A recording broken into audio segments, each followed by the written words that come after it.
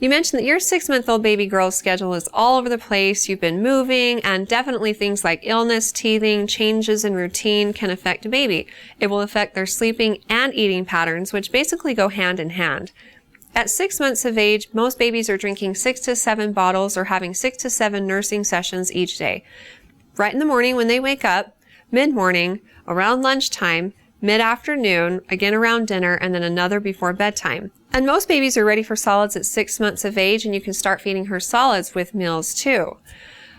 So her sleeping patterns are going to be largely governed by when she's eating, and most babies at this point are sleeping about 13 to 14 hours during each 24-hour period.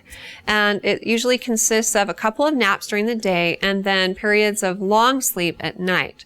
So 3 to 4 hours of nap time during the day is pretty normal, maybe a 1 to 2 hour nap in the morning and a 1 to 2 hour nap in the afternoon, following a nursing session.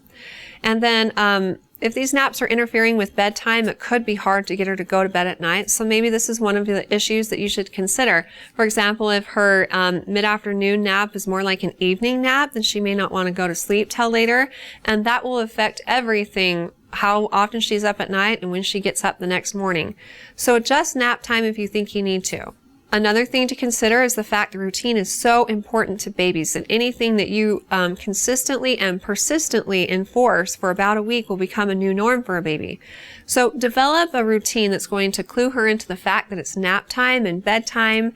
This can be anything that's convenient for you and soothing to her. Maybe it's just rocking her or reading her a story or listening to lullabies or whatever it is. Start that routine about 15 minutes before you plan on putting her down.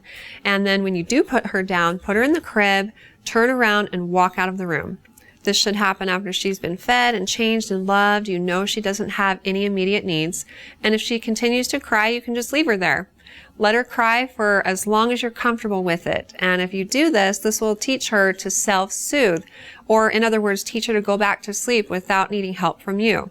And the methods are the same whether it be during the day for nap time or at night when she wakes up. If this seems like kind of a harsh approach for you, then you can try a more graduated approach, where when you put her down in her crib, just let her cry for about 5 minutes or so. If she's still crying, then go back in and gently touch her tummy, reassuring her that you're still there, but then resist the temptation to turn on lights or talk to her or pick her up. Just turn around and walk right back out of the room. And then if necessary, wait 10 minutes before going in again. And then if necessary, double that, so that you're waiting 20 minutes before you go in again. Again, if you're persistent and consistent about these things for at least a week or so, then your daughter will accept them as new norms and you should be back on a normal schedule and all sleeping better. Good luck with it, and if you have more questions for me in the future, please feel free to ask them on our Facebook page at facebook.com/Intermountain Moms, and recommend us to your friends and family too.